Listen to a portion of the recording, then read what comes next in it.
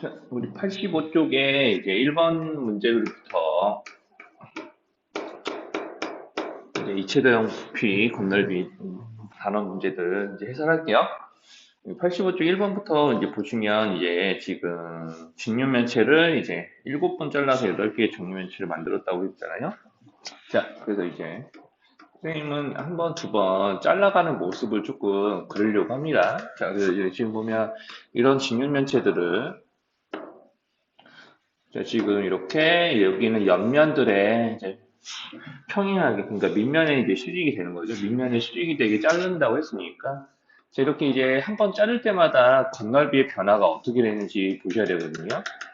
자, 이렇게 이제 한 번 잘라냈다라고 하면은 실제로 우리가 이게 한 번 잘라낸 다음에 여기는 좌우에 있는 직류면체의 건널비의 합을 구해보세요라고 하면은 실제로 우리가 이제 여기서 건널비 합을 구할 때 예를 들어서 여기 위에 선생님이 지금 이렇게 칠해진 면들은 그대로 다시 건널비의 총합에 포함이 되거든요. 근데 여기는 노란색 면들은 원래 처음 직육면체의 건널비에 포함된 면이기도 했어요. 자, 그러니까 우리 여기는 왼쪽과 오른쪽의 건널비 합을 구해보세요 라고 하면은 실제로는 이제 여기는 왼쪽과 오른쪽의 건널비를 따로 구해서 더하는 것도 방법이겠지만 우리 여기는 기존에 있는 이제 처음 직육면체 건널비와 비교했을 때 이렇게 이제 처음 직육면체 건널비에도 포함이 되어 있는 면들의 넓이를 굳이 또 새로 세서 더할 필요는 없습니다.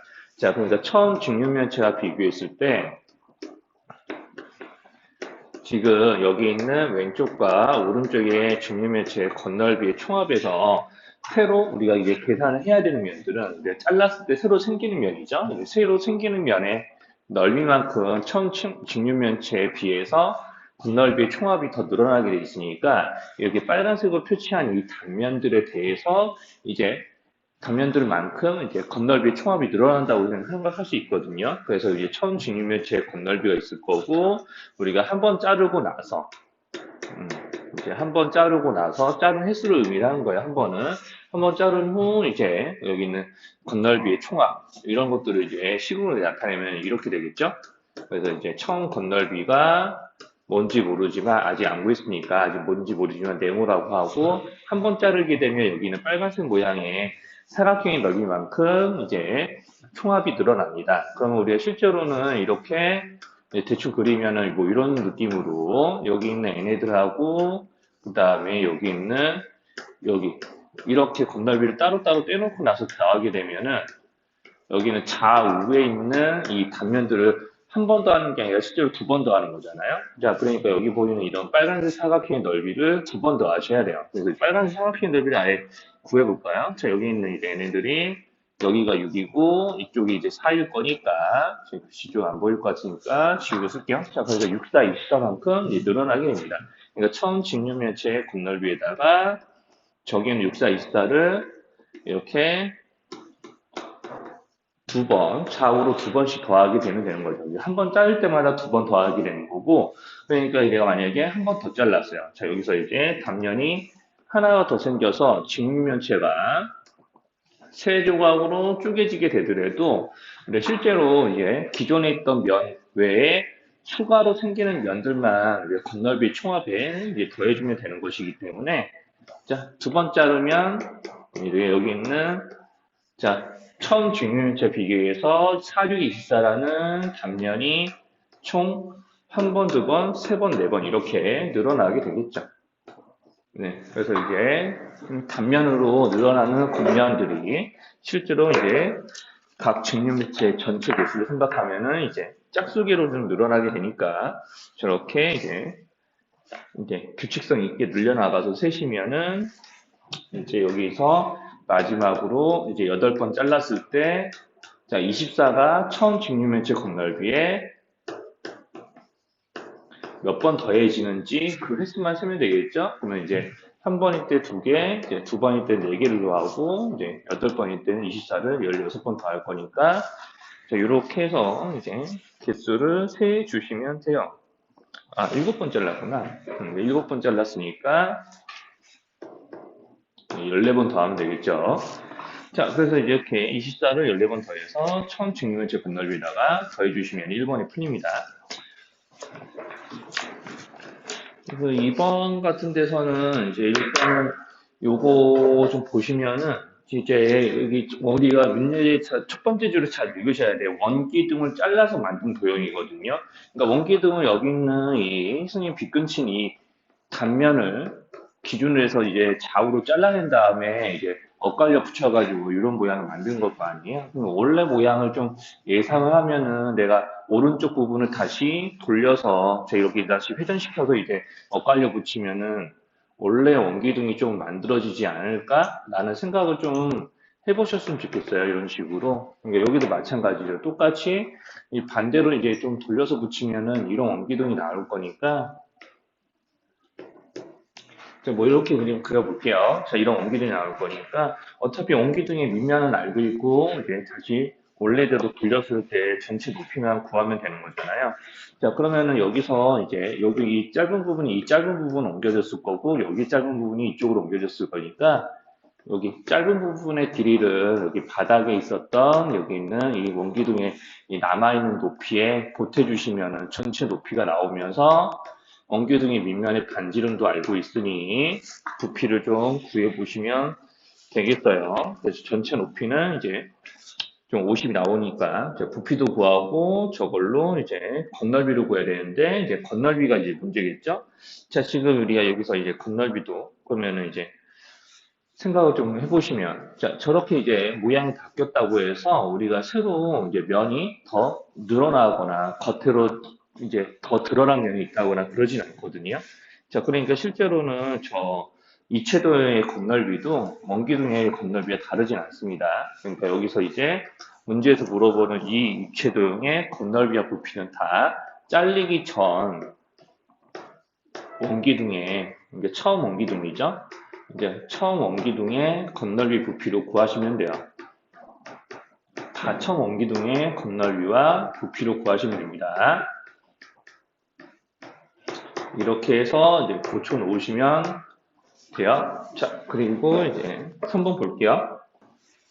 자, 그리고 이제 3번 문제에서는 지금 여기서 우리가 여기 있는 이렇게 원기둥을 눕혀놓고 이제 옆면이 바닥에 있게 눕혀놓고 지금 물을 채웠을 때 이제 천을 이제 여기서 이제 채웠더니 이제 어떻게 되냐라고 물어보는 거잖아요. 자, 지금 이게 원기둥 모양에 이제 물을 채웠더니 이제 이런 그림이 됐었고, 그럼 우리가 다시 세웠을 때 모양을 그려보면은 이런 모양이 될 텐데, 우리가 세우든 눕히든 물의 양에 차이는 없잖아요.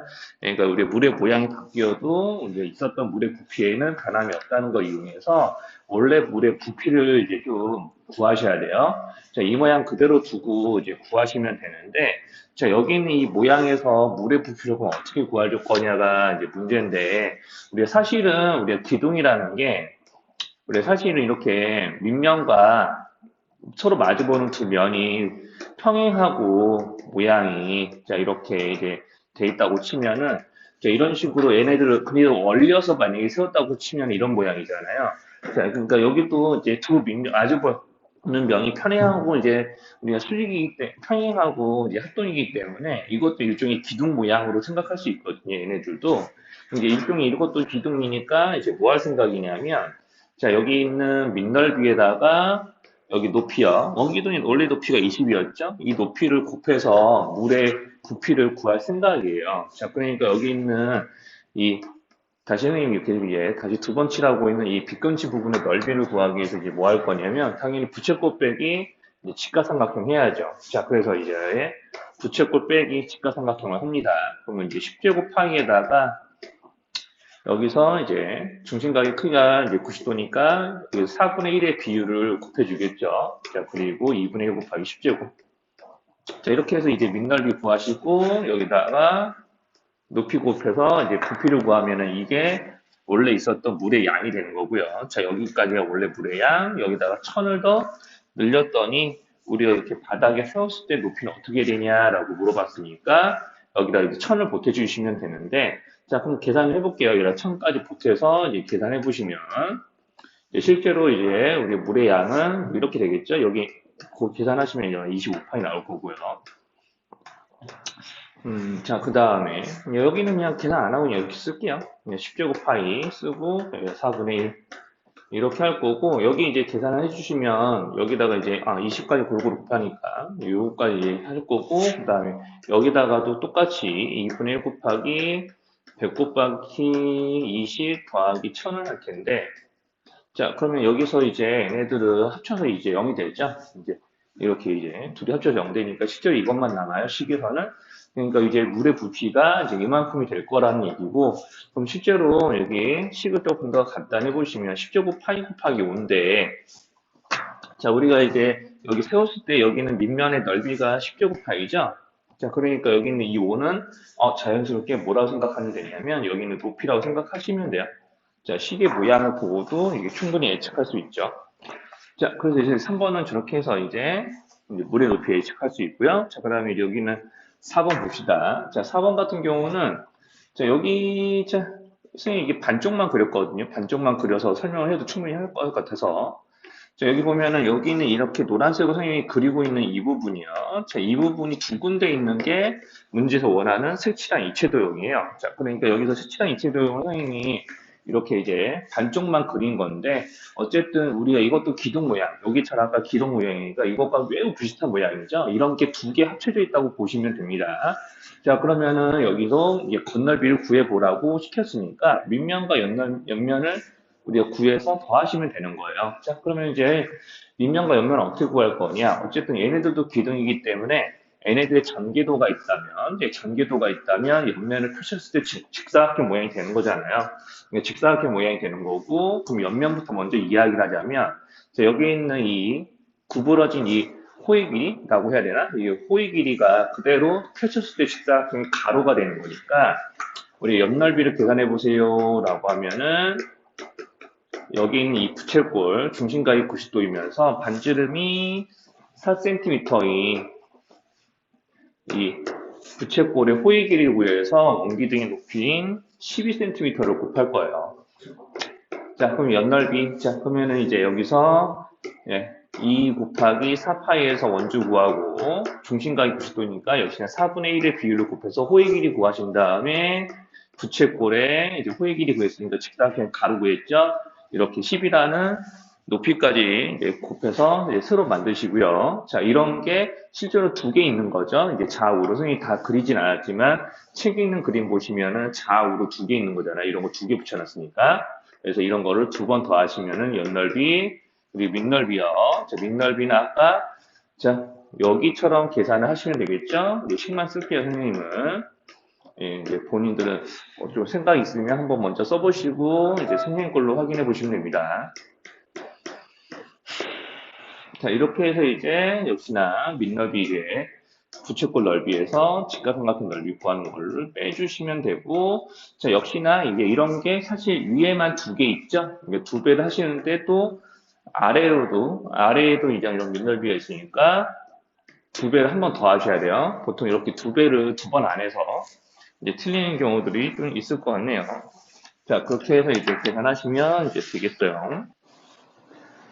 자, 이제 5, 6번 그림은 요거 좀, 5, 6번 그림은 요거부터 먼저 보셔야 되는데, 우리가 이제 구멍이 이제 하나만 뚫어놨거든요. 이제 하나만 뚫어놨는데, 저런 구멍이 실제로는 몇 개가 뚫려 있냐면요. 이런 구멍 모양의 직면체가 이제 지금 선생님 위아래로 뚫어놨잖아요. 그러니까 이게 앞뒤로도 뚫려 있고 좌우로도 뚫려 있어요. 그러니까 세 방향으로 구멍을 뚫은 거예요. 자, 그래서 이 세 방향의 구멍을 모두 뚫어서 남아있는 이제 부피를 이제 구하는 문제거든요. 자, 그래서 이제 원래 부피는 7의 세제곱으로 계산되는 정육면체 부피였을 텐데, 구멍을 뚫기 전이죠, 이게.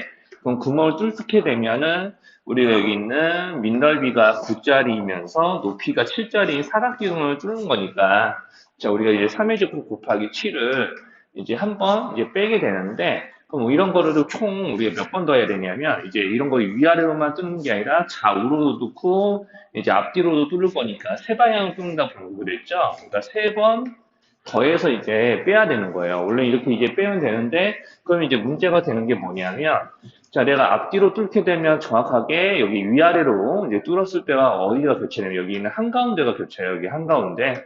자, 선생님 여기 좀 표시 좀 할게요. 자, 여기 한가운데 표시된 부분들이 실제로 이제 겹치게 되는데, 자, 그럼 내가 이제 앞뒤로 뚫게 되면은 우리가 이제 밑면의 모양이 3, 3인, 이제 가로, 세로, 여기 3인, 이제 정육 사각형 모양의 이제 기둥이 앞뒤로 뚫리는 거니까, 실제로 앞뒤로 뚫렸을 때, 이제 여기 있는 위아래로 뚫린 것과 겹치는 부분에 해당하는 이쪽 부분의 이제 가로, 세로 길이가 이제 3이에요. 자, 그러니까 여기 있는 얘네들, 실제로 이제 좌우로, 이제 앞뒤로 뚫었을 때 생각하면 겹치는 부분이 모두 다 모서리 길이가 3cm인 정육면체만큼이 겹치게 되거든요.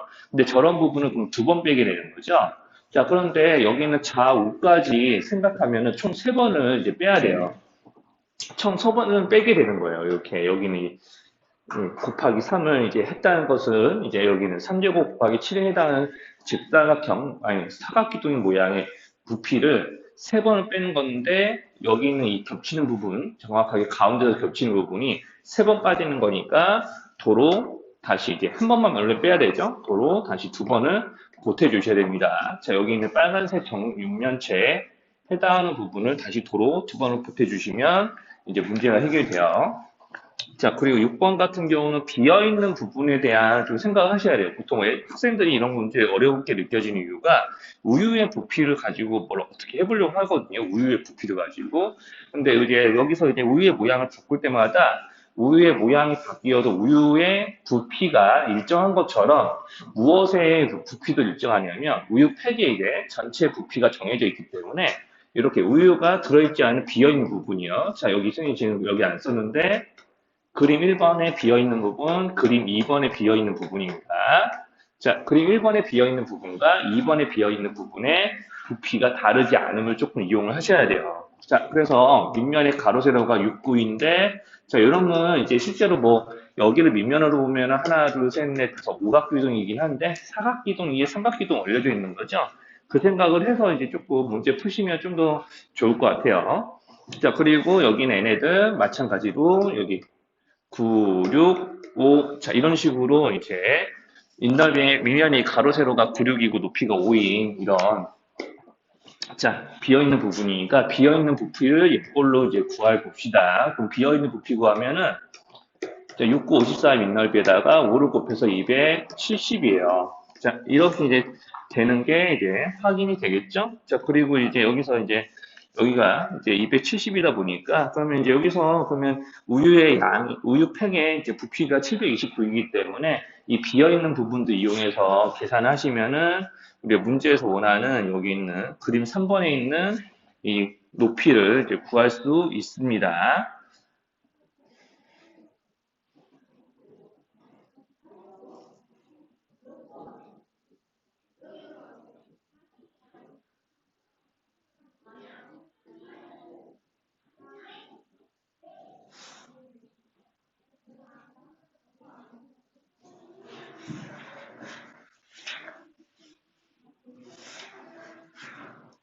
자, 그래서 이제 여기 있는 그림, 이제 여기 있는 1번에서 여기 있는 요 직각 이등변 삼각형에 해당하는 요 면의 넓이를 좀 구하시면 더 좋거든요. 자, 그럼 요거를 이제 어떻게 구할 거냐.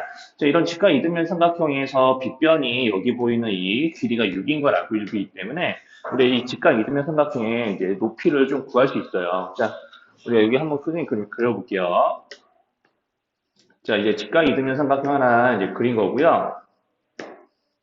이 높이를 낼게요. 여기가 이제 6이고, 자, 이런 모양이잖아요. 여기 노란색 뒤꿈치 부분을 이렇게 옮겨왔습니다. 자, 그럼 우리가 이제 직각 이등변 삼각형에서 이 꼭지각에서 밑변에 수선을 내면 여기 있는 6자리가 2등분이 되고, 자, 여기에서도 또다시 직각 이등변 삼각형이 반쪽짜리가 나오게 되겠죠. 여기도 이제 직각 이등변 삼각형이기 때문에 실제로 여기 길이가 이제 3이에요. 자, 그러면은 이쪽 면의 넓이가 좀 나오는 거거든요. 그러면 이제 이쪽 면의 넓이가 나오니까 여기 있는 이제 문제에서 이제 그림 3번에 있는 x값을 구할 수 있습니다. 그림 3 그려볼게요. 자, 그림 3번은 자, 우리가 이렇게 지금 이거 선생님이 아까 전에 이제 얘기했던 이런 그림들 오각기둥이라고 할 수 있다고 그랬죠. 여기 이제 밑면을 이쪽으로 바라보시면 오각기둥이라 주장할 수 있는데 그림 3번에 있는 것도 마찬가지예요. 그림 3번에 있는 것도 자, 이렇게 이제 그림 그려보시면은 선생님 점선 겨냥도 완벽하게 그릴게요, 그냥. 자, 이렇게 그려보면은 이렇게 이 윗면이 이제 오각기둥이 되는 밑면이 오각형이 이제 기둥 모양이에요. 기둥 모양. 자, 그래서 여기서 이렇게 쫙 쪼개가지고 여기 넓이 아까 6318에 2분의 1에서 9라고 이제 구할 수가 있고, 성표 왔어? 자, 그리고 여기서 이제 6하고 9cm니까 여기 밑넓이 여기 54에다가 9를 더해서 63이에요. 그리고 여기 높이는 x인데 자 우유의 부피는 이제 여기가 밑넓이 곱하기 높이에서 이렇게 내시고 이 비어있는 부분을 이제 전체 우유팩 부피에서 빼시면 되니까 이걸로 해결을 해 보시면 돼요. 자, 7번 문제는 여기서 자 지금 트위션 들어와도 돼? 7번 문제 여기서 이렇게 정판면체가 이제 정판면체 부피가 된 보통 여기 있는 이 사각형을 이제 이용해서 사각뿔 두 개의 합으로 이제 부피를 구하니까요. 자, 여기서 이렇게 이 사각형의 밑넓이를 구하시려고 하면 되는데, 자, 여기 있는 이 빨간 점과 빨간 점은 육면체에 있는 마주보는 면의 한가운데이기 때문에 이 한가운데 끼리 연결하면 자연스럽게 이제 무엇의 길이랑 같아지냐면 여기 있는 정육면체 한 모서리와 길이가 같아집니다. 실제로 여기 있는 이 한가운데로 지나게끔 단면을 잘라내면 밑면과 합동인 정사각형이 나오겠죠? 그 정사각형에 실제로 한 변의 길이가 같아지는 이제 걸 확인할 수 있을 거고요. 상상을 해보시면 돼요. 자, 여기도 이제 마찬가지겠죠? 마주보는 면에 한가운데로 연결한 거기 때문에 여기는 이 빨간 모서리들은 모두 다 실제로 정사각형의 한 변의 길이가 똑같습니다. 밑면이 정사각형 한 변의 길이. 자, 그리고 여기는 노란 성분들의 길이는 다 같을 거니까 이거 마름모거든요. 밑면이.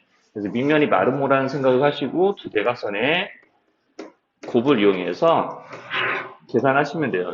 그러면 여기가 12cm였죠. 그래서 밑넓이를 구하면은 자, 대각선 곱하기 대각선 2분의 1 그리고 여기서부터 여기 꼭대기까지의 길이는 여기 보이는 정육면체 한 모서리의 절반이니까 자, 여기는 밑넓이를 윤업으로 하고 높이를 6으로 하는 정사각뿔의 부피 두 개를 더해서 계산하시면 돼요. 그래서 밑넓이는 뭐 위에 있는 식으로 계산하시면 되겠고 자, 그 높이 그리고 이런 거 두 개. 자, 이렇게 해서 계산하시면 돼요.